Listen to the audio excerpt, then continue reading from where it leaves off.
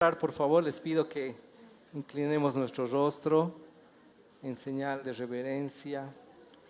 Padre bendito, estamos el día de hoy, reunidos en este lugar para poder recibir tu instrucción, tu reflexión, pero sobre todo tu amor, porque tú que nos amas siempre nos vas a disciplinar. El verdadero amor disciplina.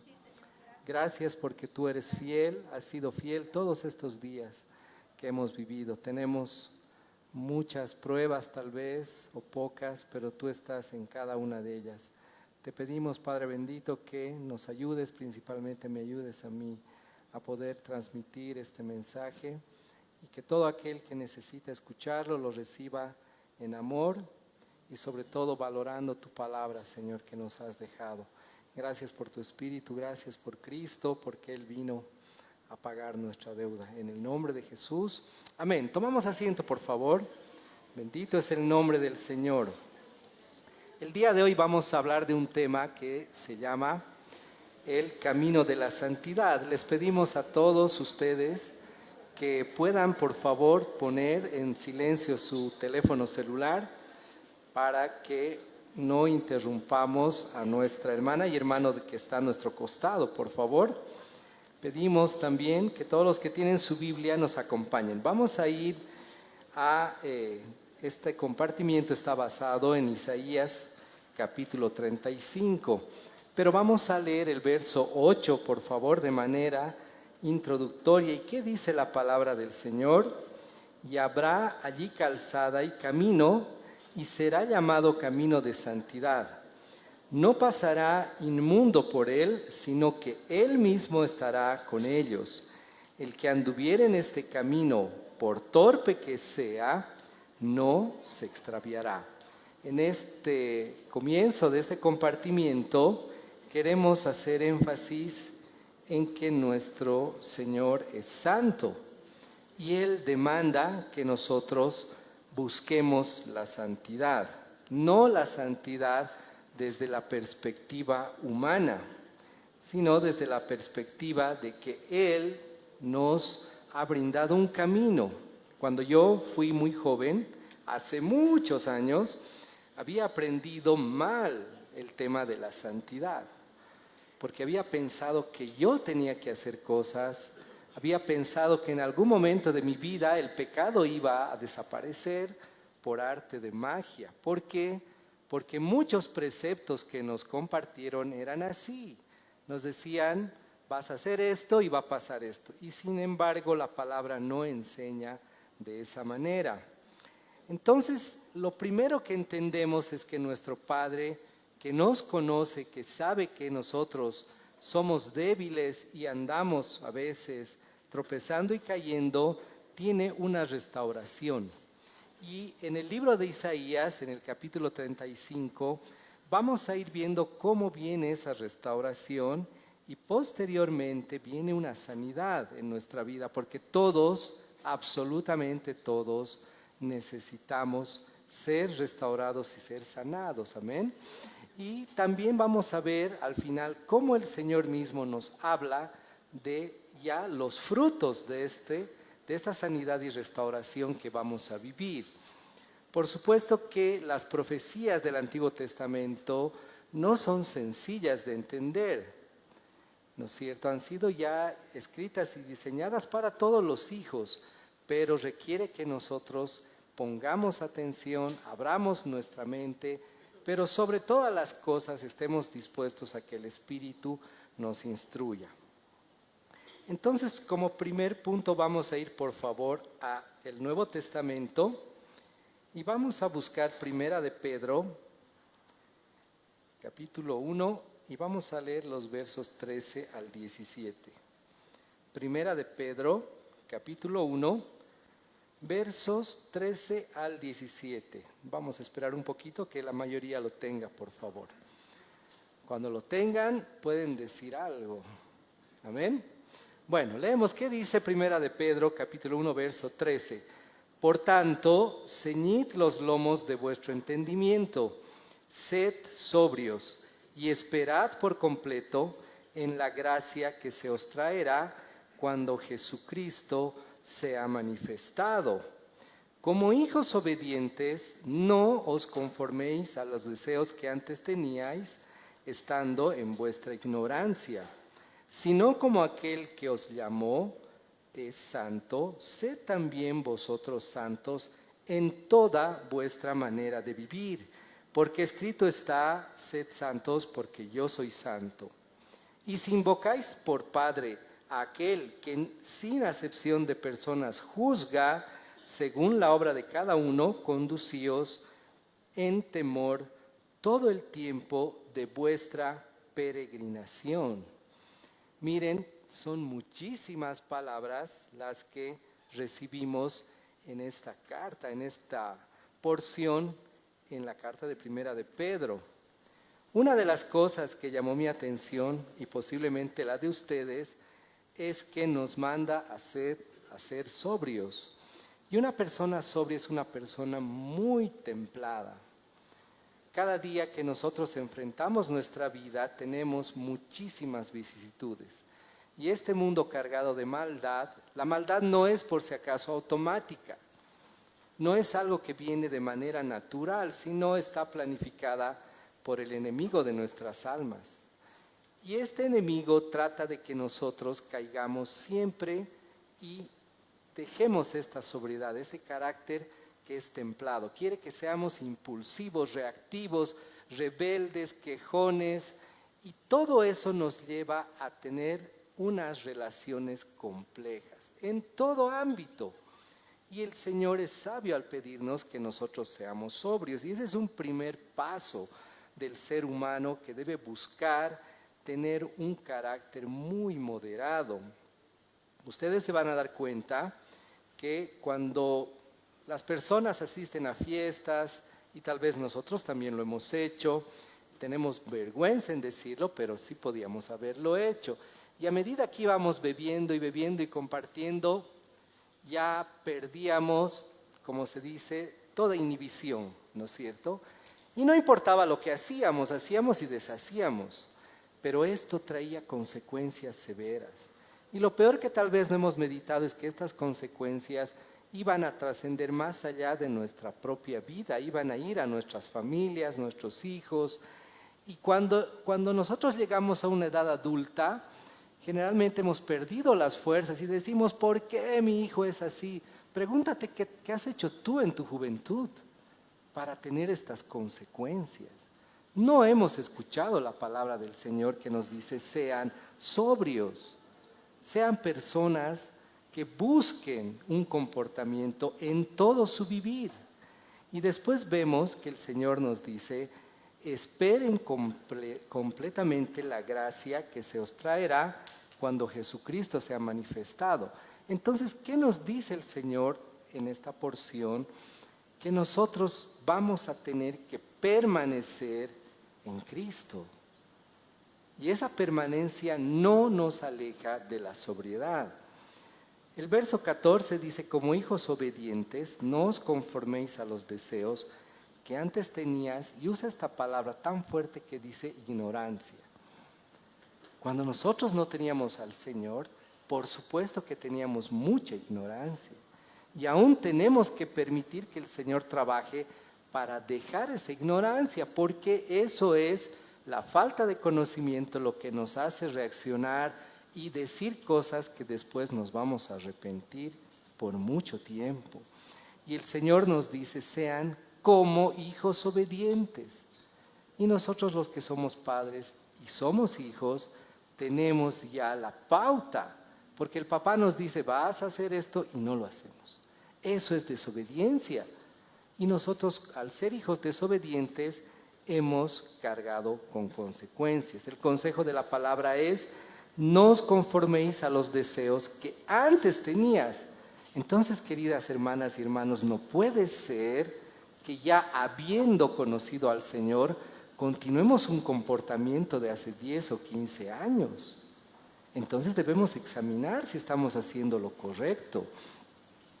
El verso 15 dice, si no, es decir, la otra opción, como aquel que os llamó es santo, también vosotros sean santos. ¿En qué? En toda manera de vivir. Pero fundamentalmente debemos empezar donde es pues facilito, es decir, en casa, ¿no es cierto? Porque ahí tenemos gente que nos ama y que nos tolera. Posteriormente iremos a la iglesia, porque ahí tenemos bastante tolerancia, pero cuidado con jugar con la tolerancia. Todo vaso se llena. Y si yo voy a poner de pretexto, soy joven, soy inexperto, recién estoy conociendo al Señor y me voy a portar desobediente, tengo que entender que va a venir una consecuencia. El verso 17 dice, y si invocáis por Padre a aquel que sin acepción de personas juzga, tiempo presente, hermanas y hermanos, estamos nosotros jugando con fuego. Al pensar que va a venir un juicio y no creer que en el momento nuestro Señor juzga según la obra de cada uno. Y dice el consejo, conducíos en temor todo el tiempo. No es fácil, para ninguno de nosotros va a ser fácil, pero el Señor no nos ha abandonado. Tenemos en nuestro alrededor no solamente la nube de testigos que dice la palabra, que es para portarse bien, sino tenemos su apoyo. Tenemos su apoyo y en esta congregación queremos desarrollar vínculos diferentes. Por supuesto que al principio va a haber tal vez exceso de confianza, pero eso tiene que menguar con el paso del tiempo, no porque yo quiera caerle bien a alguien, no tiene sentido. El temor al Señor es eso, temor del Señor y al Señor. Y dice también la palabra, debemos tener este temor todo el tiempo de nuestra peregrinación. Como esto está escrito para gente que conocía al Señor, otras expresiones de fe dirán, no te olvides hacer tu peregrinación de Semana Santa, ¿no? Pero no se refiere a eso, se refiere a un camino permanente que justamente lo vamos a ver. Ahora sí nos vamos, por favor, al libro de Isaías. Vamos al Antiguo Testamento todos juntos, por favor. Y nos vamos a Isaías 35. Vamos a leer los versos 1 y 2 para empezar. Isaías 35 en el Antiguo Testamento, capítulo 35, versos 1 y 2. ¿Estamos listos? Muy bien. Dice, verso 1 y 2, se alegrarán en el desierto la soledad, y el yermo se gozará y florecerá como la rosa. Florecerá profusamente y también se alegrará y cantará con júbilo. La gloria del Líbano le será dada, la hermosura del Carmelo y de Sarón. Ellos verán la gloria de Jehová, la hermosura del Dios nuestro. Para empezar, queremos compartir, y yo sé que muchos de ustedes lo saben, esto se cumplió en el tiempo de Judá, ¿no es cierto? Sucedió. Y en la actualidad también, si nosotros nos ponemos a pensar qué está sucediendo en el territorio donde antes se ha llevado a cabo toda esta profecía, el pueblo de Israel ha logrado florecer el desierto, ¿no es cierto? Han debido escuchar, estoy seguro que han escuchado. Y los que no han escuchado pueden curiosear en el internet, que es ahora nuestra ayuda, ¿no es cierto?, para poder salir de dudas. Y es impresionante cómo la palabra del Señor se cumple, porque sí ha sucedido que ha florecido el desierto. Y esta promesa se cumplió de manera casi inmediata en los tiempos antiguos. Y esta promesa está dada también para los tiempos que nosotros estamos viviendo. Es decir, que en determinado momento nuestros ojos van a ver el cumplimiento de la promesa para el pueblo de Dios en este tiempo. Y más adelante también esta promesa se va a cumplir. ¿Por qué? Porque no se olviden que la humanidad separada del Señor está en manos del enemigo. ¿Y qué quiere el enemigo? Siempre viene a robar, matar y destruir. Y algo que él destruye no solamente es nuestra vida, y no está solo pendiente de nuestra vida, sino también de la creación de Dios. porque Él aborrece la creación de Dios. Y entonces a través de la mano del ser humano se ha deteriorado la naturaleza. Y la naturaleza clama por su creador. Y va a venir el momento en que va a ser restaurada la naturaleza, ¿no es cierto? Y nosotros ya lo vamos a ver cuando pase justamente la gran tribulación y venga la batalla del Armagedón. Y para ilustrar un poquito, en el mismo libro de Isaías, les pido que me acompañen al capítulo 11. Muy rapidito, vámonos a Isaías 11.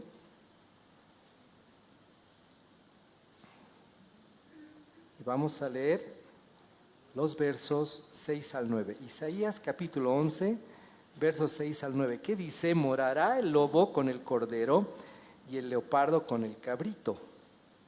Se acostará. El becerro y el león y la bestia doméstica andarán juntos y un niño los pastoreará. Esto aprovechamos de decir, eran las tapas de las revistas de los testigos de Jehová por mucho tiempo, ¿no es cierto? Ustedes han debido recibir ese material y ellos aprovecharon esto por un tiempo. Vamos al verso 7. La vaca y la osa pasarán, dice, sus crías se echarán juntas y el león como el buey comerá paja. Imagínense un león vegetariano, qué interesante, ¿no? Entonces dice, y el niño de pecho jugará sobre la cueva del áspid, y el recién destetado extenderá su mano sobre la caverna de la víbora. No harán mal ni dañarán en todo mi santo monte, porque la tierra será llena del conocimiento de Jehová, como las aguas cubren al mar. Mucho cuidado, porque se ha puesto de moda. Yo veo una X autoridad y digo, sí, ya vino ese tiempo, vamos a proclamar, vamos a decretar, vamos a orar, y yo lo veo con carita de cristiano. No es así, no nos podemos engañar. El tiempo de la restauración del Señor va a ser completo. Y es simplemente lo que pasa es, en el caso de las autoridades electas, ellos juegan con todos. No les interesa y nunca les va a interesar la fe. Ellos viven del sufrimiento de las personas. Vamos a ir por favor al Nuevo Testamento brevemente, al libro de Romanos. Acompáñenme por favor a Romanos 8 y nos vamos a apurar un poquito para que nos alcance el tiempo. Romanos 8, versos 19 al 22. ¿Qué dice la palabra? Porque el anhelo ardiente de la creación es el aguardar la manifestación de los hijos de Dios. Entonces, no solo se manifiesta el Padre, el Hijo y el Espíritu Santo, sino también nosotros. Por tanto, debemos cuidar nuestra actitud. ¿Se imaginen que yo saliendo de esta prédica le dé una patada a un perrito? ¿Condice con la conducta del creyente? No. Entonces, hermanos, eso es lo que leímos anteriormente. En toda su manera de vivir, cuiden, sean recatados, sean sobrios. También dice el verso 19 y 20, porque la creación fue sujetada a vanidad, no por su propia voluntad, sino por causa del que la sujetó en esperanza. Porque también la creación misma será libertada de la esclavitud de corrupción a la libertad gloriosa de los hijos de Dios. Es la misma libertad que el Padre traerá para la naturaleza y para nosotros. Pero después de que se haya visto la contienda de poderes que nuestro enemigo también espera, y por eso es que lucha incansablemente. Nosotros tenemos que saber, queridas hermanas y hermanos, que no estamos solos. Sí tenemos muchísimas debilidades. Lo peor que puede pasarle a una persona es negar sus debilidades, porque tarde o temprano va a volverse presa de esas debilidades. ¿Quién nos fortalece? Por supuesto es que el Señor. Vamos otra vez a Isaías 35, por favor. Les voy a dar unos segunditos y yo también voy a ir volando. Nuevamente Isaías 35. Ahora leemos los versos 3 y 4, por favor. ¿Qué dice la palabra? Fortaleced las manos cansadas, afirmad las rodillas endebles. Decid a los de corazón apocado, esforzaos, no temáis, he aquí que vuestro Dios viene con retribución, con pago. Dios mismo vendrá y os salvará. Y aquí tenemos la respuesta a que posiblemente durante muchos momentos nosotros sentimos mucho cansancio. Más que todo ahora, en este tiempo que hemos pasado una pandemia, las secuelas de esta pandemia son terribles. Y ahí podemos ver la obra diabólica de nuestro enemigo, ¿no es cierto?, que procura siempre reducir nuestras fuerzas. Y seamos honestos, varios de nosotros siempre hemos tenido problemas para orar de rodillas, ¿no? Yo les confieso que siempre he tenido problemas. He preferido estar sentado que estar de rodillas. Pero esta lucha tiene que convertirse en una certeza de que el que nos fortalece es el Señor, ¿no es cierto? ¿Por qué? Porque Él tiene una promesa de restauración a este cuerpo que está sometido a la carne. Entonces, en estos versos nosotros encontramos que el Señor, si bien va a restaurar nuestras manos y nos va a fortalecer, nosotros como hijos obedientes elijamos hacer buenas cosas. En otra parte de la palabra dice, ustedes piden mal y no se les cumple porque piden para sus deleites. Y eso es algo que podemos ver con tristeza. Puede ser en nuestra vida o en la vida de otras personas, pero nosotros tomemos ese ejemplo y no lo hagamos, ¿no es cierto? Porque el Señor quiere que nosotros usemos, por ejemplo, nuestras rodillas firmes para orar, fundamentalmente, ¿no es cierto? Si recibimos esa fortaleza. Si nuestras manos ya han dejado de estar endebles, tiene que ser para la obra del Señor, ¿no es cierto? No confundamos. Él quiere que nosotros busquemos trabajar por nuestro sustento, porque eso dice la palabra, el que no trabaja no come, ¿no es cierto? Eso está definido. Entonces busquemos trabajar, pero no sea que busquemos nosotros la restauración de nuestras rodillas endebles y manos desfortalecidas para poder hacer otra cosa, ¿no es cierto? Tengamos mucho cuidado. Y vamos a ir otra vez al Nuevo Testamento. Por favor, les pido que me acompañen a Hebreos.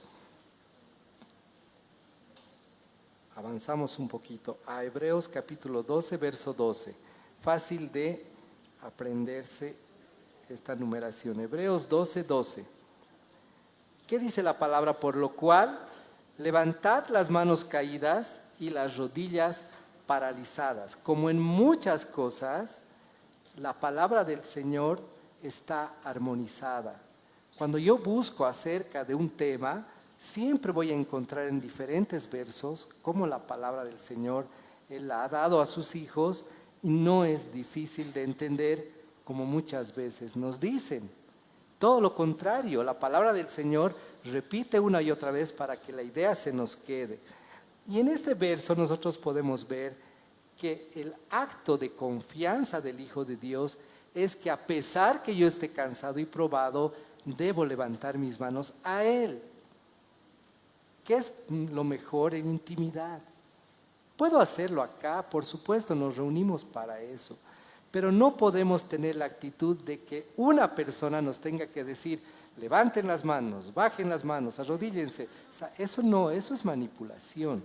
Yo debo hacerlo de corazón. Siento levantar las manos, levanto las manos.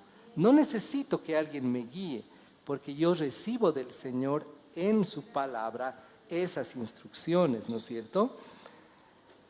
Entonces, en este pasaje también podemos ver que puede haber una causa espiritual que me impide levantar las manos.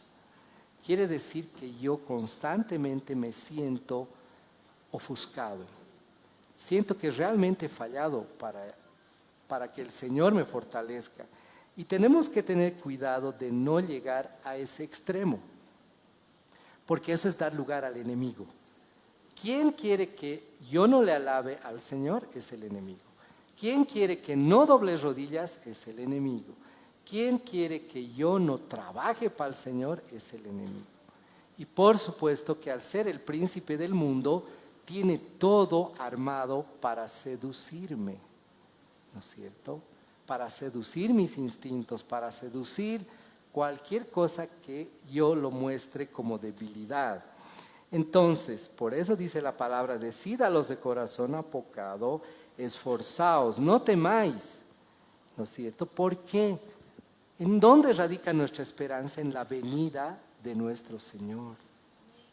Entonces, queridas hermanas y hermanos, vamos, a pesar de que parece repetitivo y cansador, vamos diciendo y afirmando que nuestra esperanza no está, por decir, solamente en el milenio.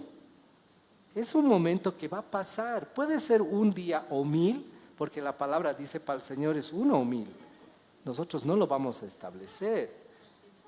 Pero eso va a pasar. En cambio, la vida eterna a la que nos tenemos que preparar nunca más va a cesar, ¿no es cierto?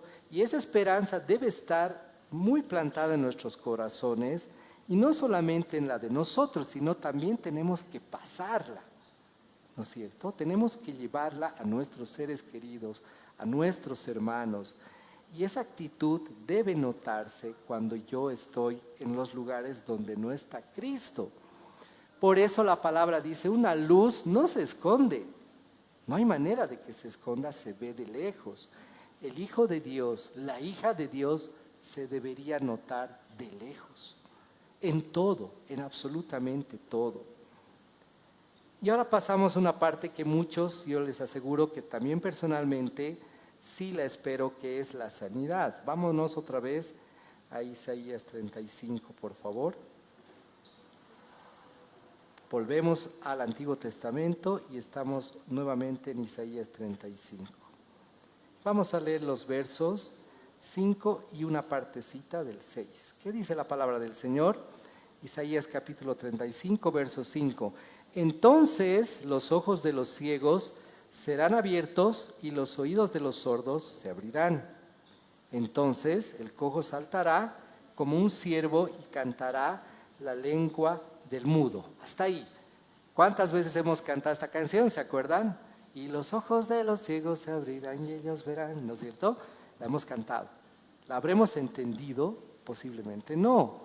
Pero aquí radica la importancia de la profecía que está en Isaías, que esperamos un momento en la historia de la vida del creyente que ya no va a haber ciegos.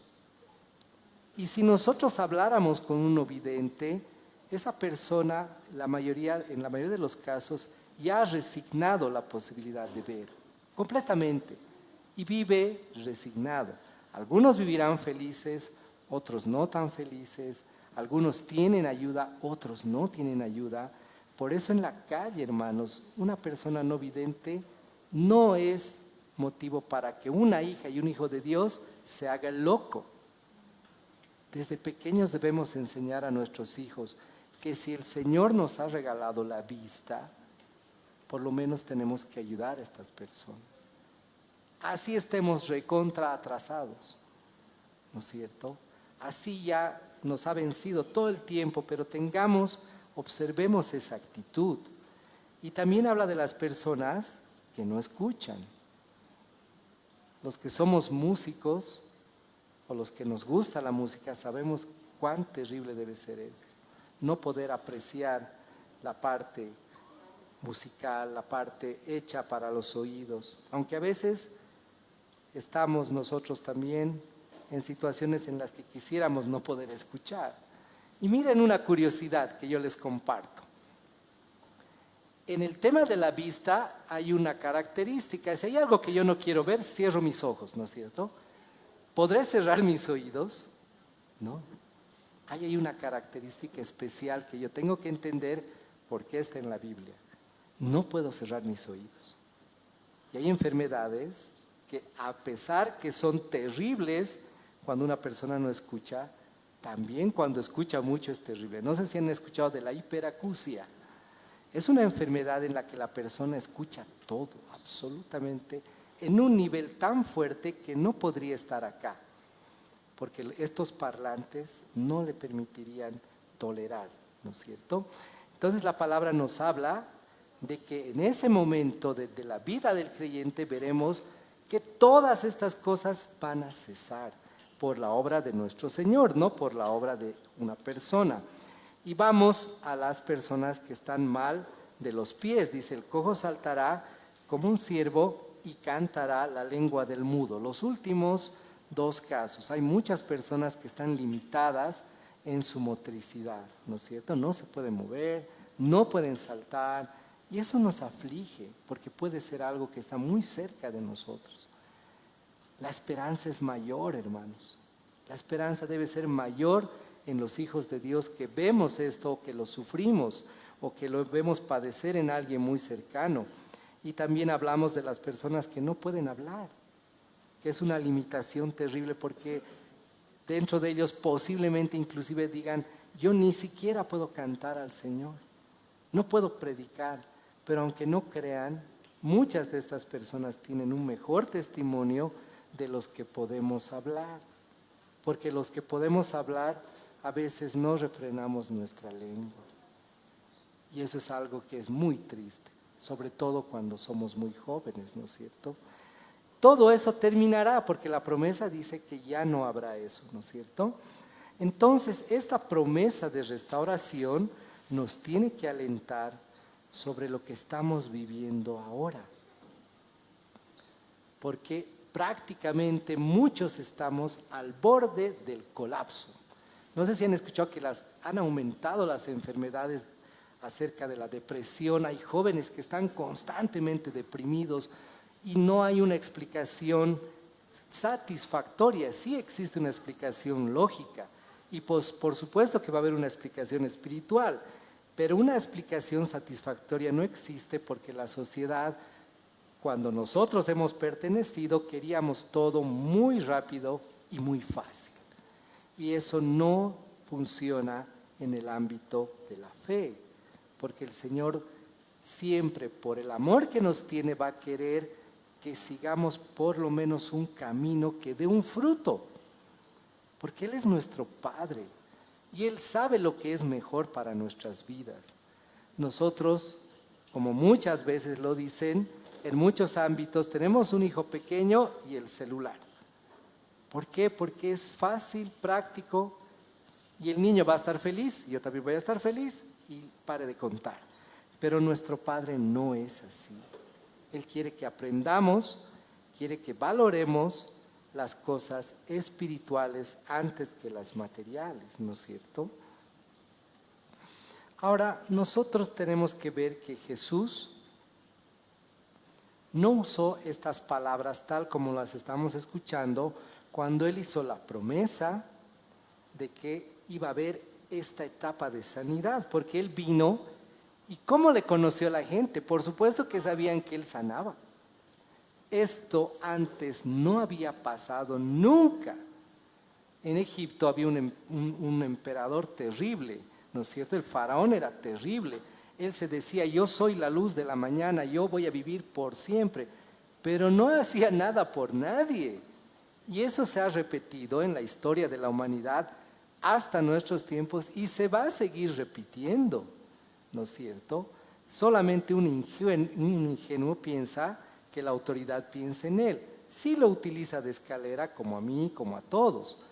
Pero el faraón y las autoridades que habían sido establecidas en el tiempo antiguo no hacían nada por nadie. Por eso cuando Cristo llegó, la gente se maravilló y decía, ¿quién es esta persona que no tiene lujos, no tiene riquezas, ni siquiera tiene dónde dormir, pero ayuda?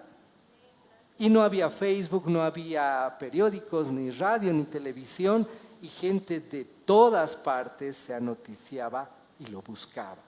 Vamos por favor a Mateo, de manera rápida, vamos a leer Mateo capítulo 11, verso 4, para ayudarnos a entender algunas cosas.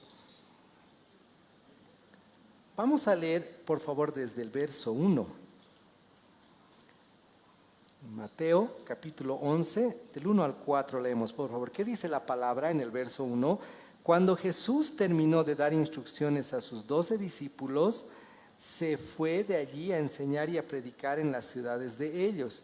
Y al oír Juan en la cárcel los hechos de Cristo, le envió 2 de sus discípulos para preguntarle: ¿eres tú aquel que había de venir o esperaremos a otro? Respondiendo Jesús les dijo, hablando de los discípulos de Juan: id y haced saber a Juan las cosas que oís y veis. Verso 5: los ciegos ven, los cojos andan, los leprosos son limpiados, los sordos oyen, los muertos son resucitados y a los pobres es anunciado el Evangelio. ¿Qué vemos? Lo que se dijo en Isaías se cumplió. Y no se cumplió en los términos que leímos, sino fue más allá nuestro Señor, porque por supuesto su poder era más grande del que todos hubiéramos esperado. Y Juan les dice a los discípulos: vayan y pregunten, ¿será Él o no será? Pero Él, ¿qué les responde? Digan lo que han visto.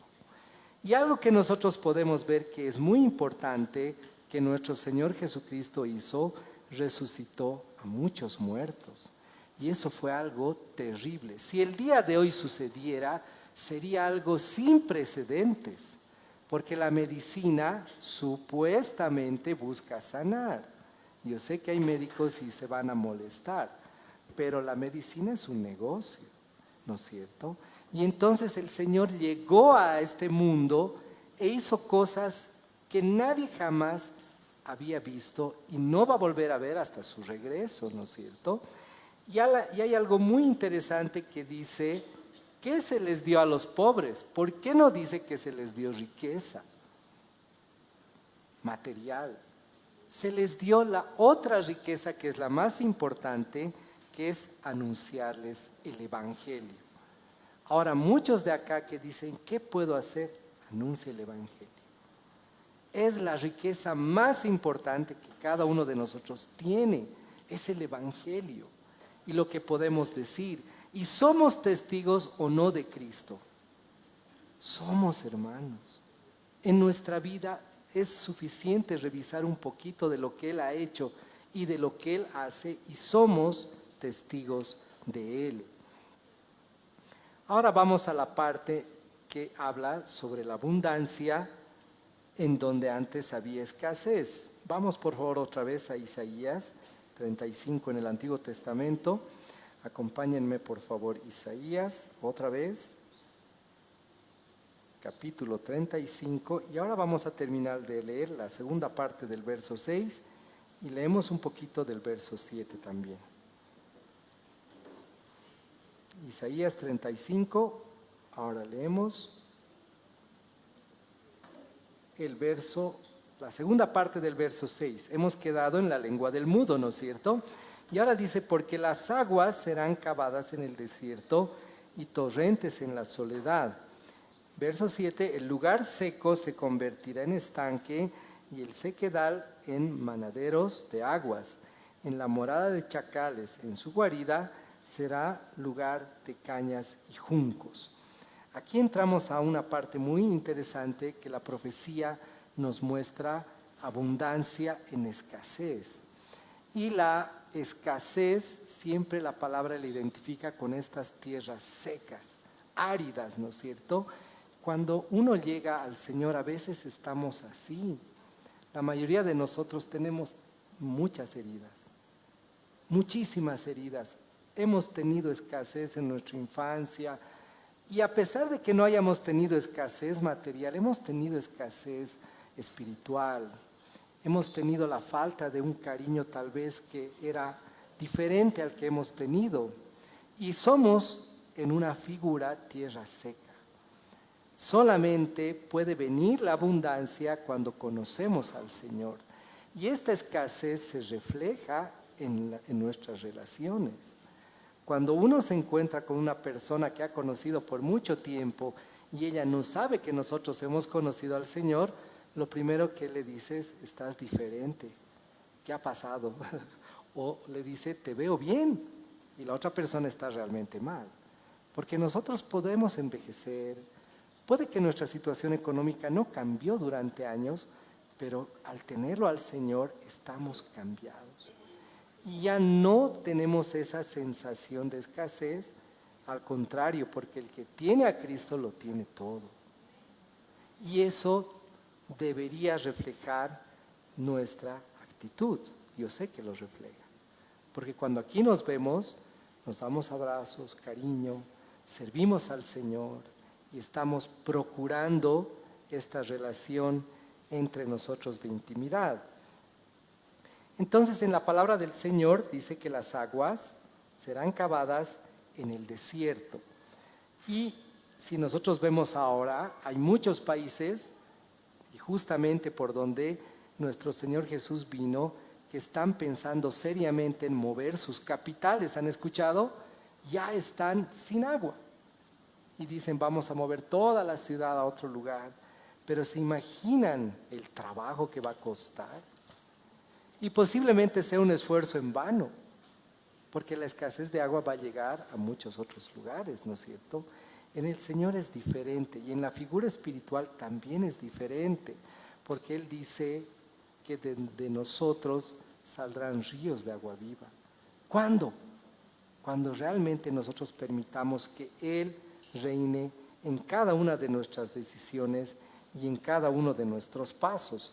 Vamos por favor al Nuevo Testamento para ilustrar esto mismo, al libro de Juan. Vamos a leer Juan 7, 38 y 39, por favor. Juan capítulo 7, versos 38 y 39. ¿Qué dice la palabra del Señor? El que cree en mí, como dice la Escritura, de su interior correrán ríos de agua viva. Esto dijo del Espíritu que habían de recibir los que creyesen en Él, pues aún no había venido el Espíritu Santo porque Jesús no había sido aún glorificado. Entonces aquí encontramos la explicación del momento en que nuestro Señor había tomado nuestro lugar, el lugar en el que nosotros debíamos haber estado, en el madero, y habiendo pagado esas deudas por nuestros pecados. Él vino a tomar ese lugar y fue glorificado. Y después de haber sido glorificado, vino el Espíritu Santo. Acá vemos que toma más sentido lo que el Señor les dijo a los discípulos. Les conviene que me vaya. Les conviene que me vaya porque viene el Consolador. Y todos nosotros necesitamos consuelo. Tenemos que entender que si bien en este momento no estamos pasando una situación compleja, eso no es para siempre. Puede llegar el momento en que vamos a pasar una prueba muy difícil en nuestra vida. ¿Cómo la vamos a sobreponer si no es con el Espíritu Santo? Cualquier persona que ha perdido un ser querido sabe que ese sí es el momento más difícil. Y necesitamos tener la doctrina correcta de la palabra para no caer y decir, mi abuelita es mi ángel, ahora bebé desde el cielo. ¿Por qué un creyente puede llegar a ese extremo? Porque no estaba preparado. No estaba preparado. Y los compartimientos que uno escucha en donde sea no te preparan la mayoría de ellos. Entonces tenemos que nosotros buscar para no estar frágiles en ese momento y no blasfemar. Y que seamos irreconocibles. Y la gente diga, ¿dónde está el creyente que tanto hablaba del Señor? Está hablando igual que cualquier católico, que cualquier testigo de Jehová, que cualquier ateo que dice que su ser amado se ha vuelto una estrella, que lo cuida desde el cielo. Entonces tenemos que estar preparados. Y ahora es lo que vemos en la promesa del Señor, que Él dice que si yo estoy dentro de ustedes, ríos de agua viva saldrán. Esos ríos de agua viva no se comparan con lo que el mundo le ofrece a la gente. ¿No es cierto? Imagínense. Entonces este camino de santidad termina siendo para nosotros, exclusivamente para nosotros y para todo aquel que quiera sumarse a la fe. Vamos a leer ahora sí Isaías 35, verso 8. Vamos otra vez, por favor, al Antiguo Testamento. Isaías capítulo 35 que nos ocupa el día de hoy. Y leemos 35:8. ¿Qué dice la palabra del Señor? Y habrá allí calzada y camino, y será llamado camino de santidad. No pasará inmundo por él, sino que él mismo estará con ellos. El que anduviere en ese camino, por torpe que sea, no se extraviará. La razón por que leímos este verso al principio es porque es fundamental para el mensaje de hoy. Habrá allí camino. No hay todavía uno que yo pueda ver completamente. Yo debo entrar en ese camino. Y una vez que entré, ¿cómo entro? Reconociendo que yo por mis fuerzas no lo puedo hacer. Necesito de Cristo a cada minuto de mi vida. Necesito conocerlo lo más que pueda. La mayor parte de mi inversión en cuestión de finanzas y tiempo debe ser dirigida a conocerlo a Él, porque sé que va a haber un camino y será llamado camino de santidad. Recién yo entendí que lo que me habían enseñado había sido solamente con otros propósitos. Y ahora entendí que nuestro Padre, en su infinita misericordia, ya tiene ese camino. No es que lo va a improvisar, lo tiene listo, pero hay una condición terrible: no va a pasar inmundo por él. ¿Qué es la inmundicia? Todo lo que está en el mundo. No se llama inmundo solamente por casualidad. Entonces, ¿a quién le corresponde dar la espalda al mundo? A nosotros. Nosotros tenemos que estar dispuestos a darle la espalda al mundo. Y eso nadie nos puede obligar. Nosotros solo lo podemos compartir. La decisión es de cada uno. Va a haber, como lo que vemos en las carreteras, un peaje, ¿no es cierto? Va a haber un control. Y en ese control muchas personas van a decir: pero yo he hecho esto. No pasas, no pasas. Y esto lo compartimos porque hay una suerte, aunque la palabra no es bonita, pero vemos que hay una dejadez y hay una sobreconfianza en que el tiempo todavía es largo. Mucha gente dice: no, falta pues, se nota que el Señor todavía no viene. Seguiremos nomás en estos negocitos, ¿no? No podemos pensar así. Ese pensamiento lo podemos tolerar de niños, porque todavía no han entendido el completo significado de la importancia del temor al Señor. Entonces estas personas que a sí mismas se dicen todavía hay tiempo, van a ser encontradas fuera del camino de la santidad. Ni siquiera han empezado el camino. Pero el sobrio, la persona, el Hijo de Dios, obediente, temeroso, ya entró en ese camino. Dice: sino que él mismo estará con ellos, y el que anduviere en este camino por torpe, no nos ofenderemos, por torpe que sea, no se extraviará. Nos muestra una realidad que nos atinge a todos, hermanos. Yo puedo ser experto en básquetbol y sigo siendo torpe. Puedo ser experto en carpintería, sigo siendo torpe, porque el Señor es el que me guía en ese camino que Él ha preparado para nosotros. Entonces nuestra confianza queda completa a través de entender que es el Señor el que nos guía. Y por eso es que nosotros no tenemos que soltarnos de su mano, ¿no es cierto? Ahora, un hecho importante en esto del camino, y que habla la palabra de esta calzada y camino, lo podemos ver en algunas partes en nuestro país. En otros países es fácil, porque las personas que tal vez han tenido oportunidad de viajar, o si vamos al internet a ver cómo es, realmente los caminos son buenísimos. sin ir lejos, pasamos de Bolivia a Chile. Uy, el camino es bárbaro, uy, el nuestro es un desastre, ¿no? Perú, Chile, lo mismo. Argentina, Bolivia, lo mismo.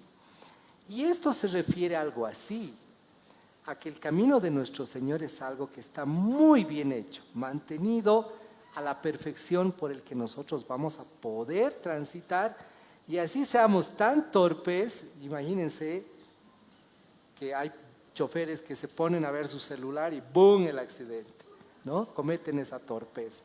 Aún ellos no van a pasar por esto, porque el camino va a tener todas las guías necesarias y no vamos a tener que hacer nada, siempre y cuando nuestra confianza esté en el Señor.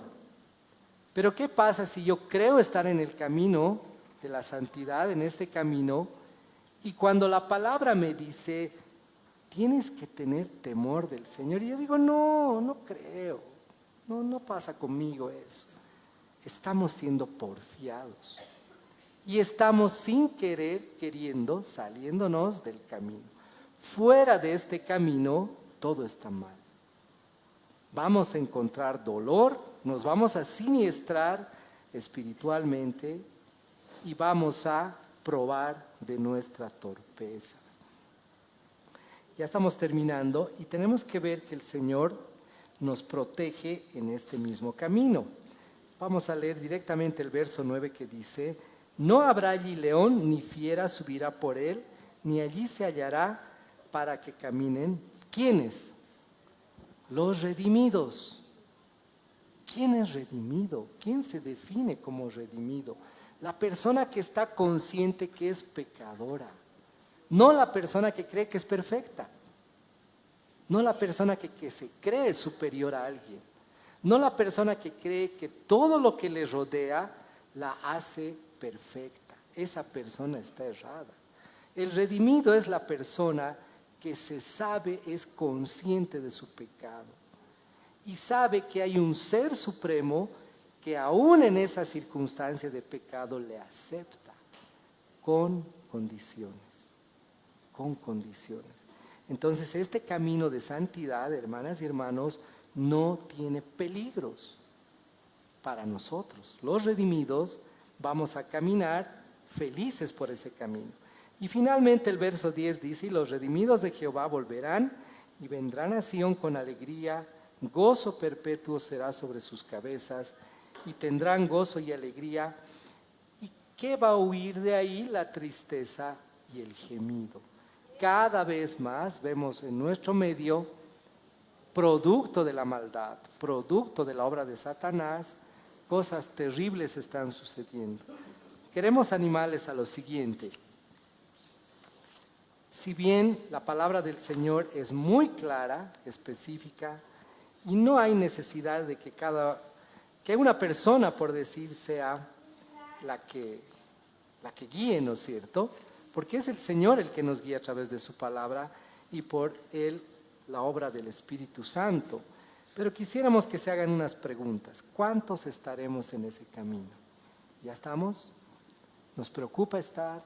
¿O por ahí ni siquiera nos interesa estar?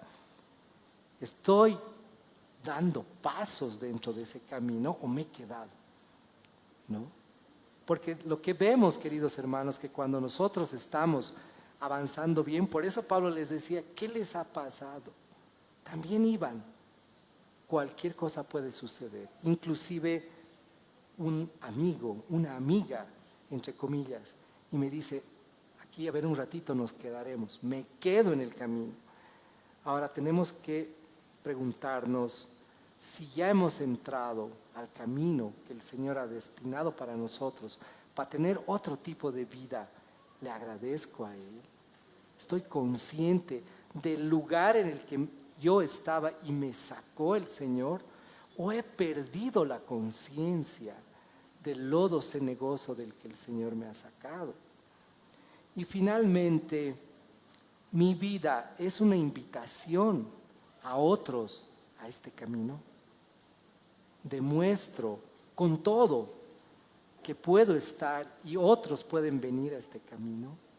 Lo que quisiéramos nosotros es hacernos todas estas preguntas con mucha integridad y con mucha honestidad, para que juntos podamos entrar al camino, perseverar en el camino y permitir que el Señor nos lleve a buen fin. Vamos a ponernos de pie, por favor. Vamos a orar para